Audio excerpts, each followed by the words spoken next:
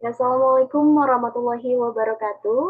Halo teman-teman, perkenalkan sebelumnya nama aku Intan Maharani Putri dari Prodi Ilmu Komunikasi Universitas Negeri Jakarta tahun angkatan 2020.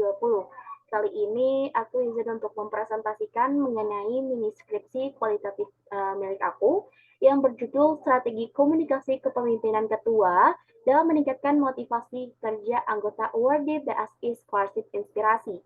Universitas Negeri Jakarta pada program beasiswa BSI Scholarship Inspirasi. Latar belakang dari penelitian ini adalah didasari karena berdasarkan permasalahan yang ada, yang mana terlansir dari hasil wawancara singkat dengan Ketua World Inspirasi Inspirasi UNJ, yakni Ahmad Izzuddin dalam ruang virtual Zoom tanggal 3 April tahun 2023 jam 1 siang tepatnya menjelaskan dari hasil wawancara yang didapatkan adalah akan timbul kesalahpahaman akibat sulitnya mengatur jadwal pertemuan rapat offline karena terhalangnya bentrok jadwal kuliah yang berbeda dari setiap prodi.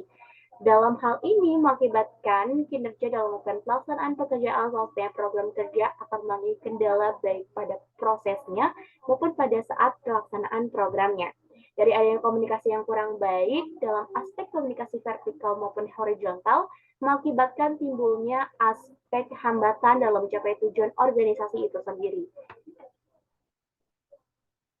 Fokus penelitian pada penelitian ini adalah bagaimana strategi komunikasi kepemimpinan ketua dalam meningkatkan motivasi kerja anggota URD BSI Scholarship Inspirasi Universitas Negeri Jakarta pada program beasiswa BSI Scholarship Inspirasi.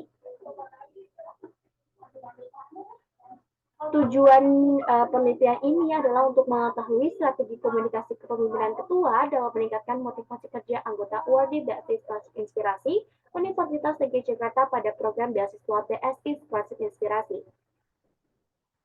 Next kita masuk ke dalam manfaat penelitian. Dari penelitian ini, peneliti membagi menjadi dua manfaat. Yang pertama adalah manfaat akademis dan manfaat praktis. Manfaat akademis terbagi menjadi 4 manfaat, diantaranya dapat menjadi acuan referensi dalam penelitian yang relevan. Yang kedua adalah menjadi pembahasan daftar buku untuk pengujian dan acuan dalam tugas kepenulisan. Dan yang ketiga adalah dapat menjadi aspek ilmu baru bagi diri orang lain. Dan yang keempat adalah dapat menambah referensi jurnal terkait untuk bisa dijadikan sebagai bahan pembuatan paper, laporan, maupun dengan judul penelitian yang terkait. Yang kedua adalah manfaat praktis, yang mana manfaat praktis ini terbagi menjadi 3. Yang pertama adalah dapat menjadi sumber referensi dalam memecahkan permasalahan kasus yang ada atau yang sedang diteliti. Yang kedua adalah sebagai sebuah referensi bagi praktisi pimpinan dalam suatu organisasi dalam melakukan komunikasi kepemimpinan. Dan yang ketiga adalah untuk memberikan perspektif diri sendiri dan menjadi jalan keluar dari atas apa yang diterima. Next kita masuk ke dalam bab 2 yakni kajian teori. Yang pertama, kita akan membahas mengenai komunikasi organisasi, teman-teman. Komunikasi organisasi ini merupakan suatu konsep dari komunikasi kepemimpinan, yang mana menurut Howard H. Greenbaum dalam sebuah buku karya Ambar Sri Lestari pada tahun 2021, tepatnya pada halaman 63, yang berjudul Komunikasi Organisasi. Komunikasi organisasi merupakan pertukaran informasi dalam suatu organisasi, baik dalam tingkat formal maupun informal, sebagai sarana yang mengkoordinasikan aspek-aspek unik organisasi untuk dapat mencapai tujuan yang diinginkan. Dalam aspek peranan komunikasi organisasi dalam pengembangan fungsinya untuk aktivitas di kehidupannya. Menurut Conrad dalam Terms and Most yang terdapat pada buku karya Ambar Lestari pada tahun 2021, tepatnya halaman 68, yang berjudul Komunikasi Organisasi menyebutkan bahwa ternyata komunikasi organisasi memiliki 3 fungsi utama. Di antaranya adalah fungsi perintah yang berkaitan dengan suatu hal dan kewajiban dalam menelaah perintah, menerima, memahami, serta melakukan tindakan dari perintah tersebut. Yang kedua adalah fungsi relasional yang mengorbankan kepada dominasi pertahanan, hubungan dan penciptaan hubungan personal dengan anggota lainnya. Dan yang ketiga adalah fungsi manajemen ambigu, fungsi pilihan untuk mengambil keputusan dalam situasi dan yang kurang jelas. Next kita masuk ke dalam teori organisasi transaksional. Pada buku karya Triatmita Nana pada tahun 2021, tepatnya halaman 21, yang berjudul Komunikasi Organisasi, Teori Inovasi Etika dan Riset, menyebutkan bahwasanya teori organisasi transaksional dikenal dengan teori neoklasi yang menurut Papua dalam Ambar 2018 menyebutkan bahwa teori neoklasik dalam komunikasi organisasi merupakan teori yang menekankan pada struktur pada organisasi yang lebih mendominasi ke dalam sistem dan perilaku yang lebih unggul. Menurut teori transaksional, tidak cukup kompleks bila mana organisasi hanya berstruktur dan memiliki fungsi yang stabilitas juga. Struktur organisasi yang kaku pun bisa menjadi salah satu penghambat dan membuat organisasi menjadi unggul dan berkualitas. Yang ini adalah variabel penelitian ini, yakni komunikasi kepemimpinan, yang mana merupakan suatu komunikasi yang diadakan pada suatu ruang lingkup perusahaan atau organisasi yang mana dilakukan oleh pemimpin kepada anggotanya. Next, kita masuk ke dalam metode dan media komunikasi kepemimpinan. Menurut dalam buku komunikasi organisasi, strategi meningkatkan kinerja perusahaan menyebutkan bahwasanya beberapa aspek metode beraneka ragam, dari antaranya komunikasi berdasarkan tulisan yang merupakan dilakukan oleh seorang pemimpin yang mana hanya sekedar melakukan komunikasi berupa tulisan saja. Yang mana hal ini berdampak kepada suatu informasi yang didapatkan apakah baik dilakukan atau tidak baik untuk dilakukan. Yang kedua adalah komunikasi berdasarkan lisan saja, yang merupakan suatu komunikasi yang dilakukan oleh seorang pemimpin yang terjun secara langsung untuk mengetahui kendala maupun hal-hal yang dirasakan oleh anggotanya. Terus yang ketiga adalah tulisan diikuti lisan, yang mana di sini pemimpin melakukan suatu komunikasi yang didasarkan oleh tulisan yang disertai dengan lisan atau ucapan secara langsung.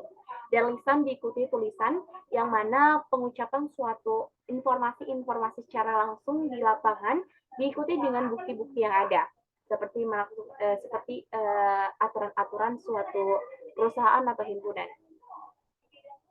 Next, kita masuk ke dalam bentuk-bentuk komunikasi kepemimpinan. Bentuk-bentuk komunikasi kepemimpinan ini merupakan salah satu dimensi dari komunikasi kepemimpinan.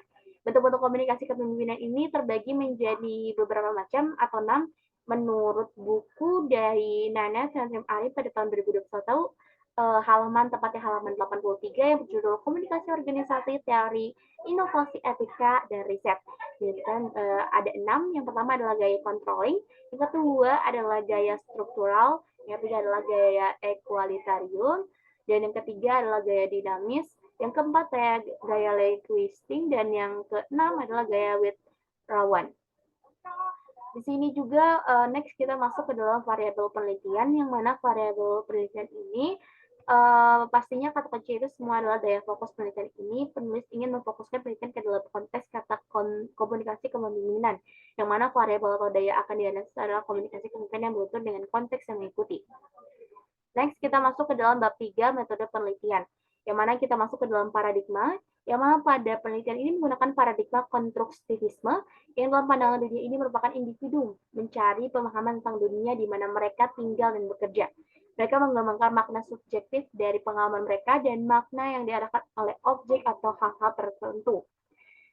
Paradigma yang dimaksud adalah paradigma terkait strategi komunikasi kepemimpinan ketua dalam meningkatkan motivasi kerja anggota URD BSI Scholarship Inspirasi Universitas Negeri Jakarta pada program beasiswa BSI Scholarship Inspirasi, yang mana peneliti mencari sebanyak-banyaknya data dan informan sebagai bentuk penguat jawaban. Nah, kita masuk ke dalam pendekatan penelitian. Pendekatan penelitian ini adalah menggunakan pendekatan kualitatif, yang merupakan metode yang mengandalkan data teks dan gambaran memiliki keunikan langkah-langkah dalam analisis data dan menggambarkan desain yang beragam. Karena peneliti mengumpulkan beberapa data di lapangan di mana terdapat informan yang pernah mengalami permasalahan penelitian. Kita next ke dalam jenis penelitian, yang mana jenis penelitian ini menggunakan jenis penelitian deskriptif, yang merupakan metode yang bertujuan untuk menggambarkan secara sistematik suatu situasi, kondisi, bidang kajian pada suatu waktu secara akurat. Next, kita masuk ke dalam strategi penelitian. Penelitian ini menggunakan paradigma strategi penelitian ini menggunakan fenomenologi, yang mana fokus untuk mendeskripsikan kesamaan yang dimiliki semua partisipan saat mereka mengalami fenomena, misalnya kesedihan dialami secara universal, ataupun situasi di mana komunikasi kepemimpinan ini dilakukan untuk bisa melakukan suatu strategi yang dilakukan oleh ketua agar bisa mengedepankan suatu meningkatkan motivasi kerja anggotanya itu sendiri. Terus juga tujuan dari adanya fenomena adalah mereduksi pengalaman individu dengan suatu fenomena jadi esensi universal yang memiliki sifat alami sesuatu. Untuk tujuan ini, peneliti kualitasnya mendefinisikan fenomena sebuah objek dari pengalaman manusia. Kita next ke dalam metode penelitian. Metode penelitian ini menggunakan metode penelitian kualitatif deskriptif yang mana menurut Caswell, metode yang menggambarkan bagaimana suatu peristiwa, perilaku tergambar dengan jelas yang berada dalam satu kurun waktu yang sama, dan metode penelitian deskriptif berpacu terhadap siapapun dan bagaimana. Teknik penarikan sampel. Pada penelitian ini diinformasikan bahwa teknik menarikan sampel yang digunakan adalah teknik purposing sampling, yang mana teknik ini adalah memiliki objek yang benar-benar jadi yang terbaik dari yang lain, akan menjadi sampel responding atau target seseorang yang sedang kita cari. Dalam kategori ini dijelaskan bahwasannya kriteria yang dicari oleh peneliti ini adalah seseorang yang paling memiliki jawaban dari atas semua pertanyaan yang dipunyai oleh seorang peneliti. Kita masuk ke dalam metode pengumpulan data, yang mana langkah yang tepat dalam pengumpulan data, peneliti ini pasti menggunakan teknik pengumpulan data kualitatif yang berupa wawancara dan observasi. Wawancara yang dimaksud adalah dengan melakukan segala jenis pertanyaan yang akan dijawab oleh responden dengan etik, sehingga hasil yang diharapkan dapat membuat hasil yang baik untuk penelitian yang dibuat. Sedangkan observasi yang dibuat dengan mengunjungi sekali area proyek sosial Siberkasi di Kampung Purya Bali untuk melihat antusias peserta dari adanya peran kebermanfaatan yang dilakukan. Kita next ke dalam metode pengumpulan data, yang mana metode pengumpulan data ini terbagi menjadi dua, yaitu keabsahan data dan juga coding. Keabsahan data menurut Creswell menerangkan bahwa keabsahan data terbagi menjadi beberapa komponen, diantaranya yakni credibility, transferability, dependability, dan juga confirmability. Menjadi daya fokus penelitian dalam penelitian ini dengan mengukur credibility suatu penelitian untuk mengetahui apakah penelitian yang dibuat memenuhi kredibilitas yang sesuai. Kita lanjut ke coding, yang mana merupakan suatu elemen data yang dikalkulasikan menggunakan segmen-segmen tertentu. Penelitian ini menggunakan coding data aksional yang bertujuan untuk mengkelompokkan jenis data untuk bisa menemukan data yang lebih baik. Data yang dikelompokkan merupakan data hasil wawancara, namun peneliti juga perlu merangkumnya menjadi sebuah konteks inti dari pernyataan yang dibicarakan. Kita masuk ke dalam metode analisis data. Dalam buku yang bersejarah yang berjudul Research Methodology for Business menyebutkan bahwasanya dalam menganalisis sebuah data merupakan 3 unsur utama yang reduksi. Yang pertama adalah reduksi data, yang kedua adalah tampilan data, dan yang ketiga adalah penarikan kesimpulan. Kita masuk ke dalam hambatan dan kekurangan. Pada hambatan ini, peneliti mendapatkan hambatan dari adanya metode penelitian yang diambil. Dan kekurangan ini, peneliti mengambilnya dari variabel penelitian ini. Hambatannya itu terbagi menjadi dua. Yang pertama adalah kurangnya antusias responden dalam mengisi kuesioner yang diberikan, sehingga penentuan pengaruh hasil menjadi agak samar-samar. Yang kedua adalah kurangnya analisis data yang dilakukan.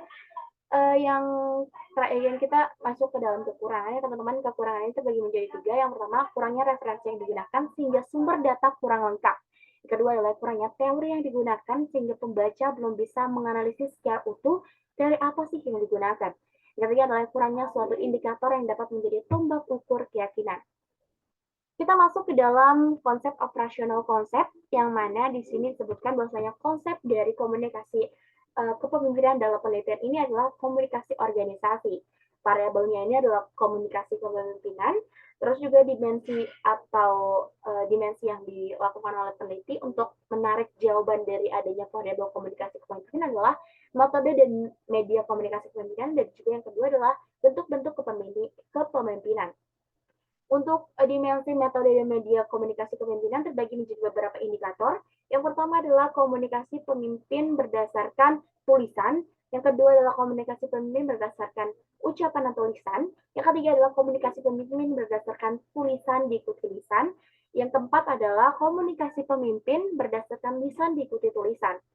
Terus juga kita masuk ke dalam konteks dimensi yang kedua, yakni bentuk-bentuk kepemimpinan atau gaya kepemimpinan, terbagi menjadi 3 macam. Yang pertama adalah memberikan motivasi kerja kepada para anggota. Yang kedua adalah bersifat terbuka terhadap pendapat anggota. Yang ketiga adalah pemberian informasi kepada karyawan. Oke, baik teman-teman, mungkin itu saja presentasi yang dapat saya sampaikan. Kurang lebihnya mohon maaf, semoga dapat bermanfaat untuk kalian. Wassalamualaikum warahmatullahi wabarakatuh.